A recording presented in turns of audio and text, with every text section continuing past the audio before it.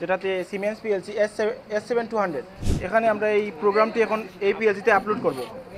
5 second লাল বাতি জ্বলবে এই ম্যাগনেটিক কন্ডাক্টরটি লাল বাতি, এবং 10 সেকেন্ড জ্বলবে হলুদ বাতি। এই ম্যাগনেটিক কন্ডাক্টরটি হলুদ বাতির ম্যাগনেটিক কন্ডাক্টর। আসসালামু আলাইকুম। আমরা আজকে দলগতভাবে একটি পিএলসি প্রোগ্রাম করেছি যেটা সিমেন্স পিএলসির সাহায্যে। এখানে ট্রাফিক লাইট কন্ট্রোল, যেটা লাল বাতি জ্বলবে 5 সেকেন্ড, হলুদ বাতি 10 সেকেন্ড এবং সবুজ বাতি 15 সেকেন্ড।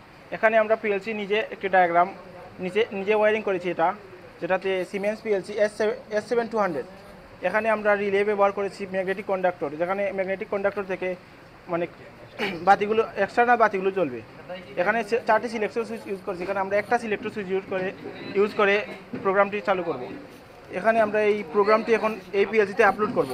আপলোড পদ্ধতিটা হচ্ছে এরকম যে এটা অ্যাড্রেস চলে আসার পর আমরা ডাউনলোডে মারব এভাবে। ইয়েস, 5 সেকেন্ড লাল বাতি জ্বলবে এই ম্যাগনেটিক কন্ডাক্টরটি লাল বাতি, এবং 10 সেকেন্ড জ্বলবে হলুদ বাতি। এই ম্যাগনেটিক কন্ডাক্টরটি হলুদ বাতির ম্যাগনেটিক কন্ডাক্টর, এবং এটি সবুজ বাতির ম্যাগনেটিক কন্ডাক্টর, যেটি 15 সেকেন্ড জ্বলবে।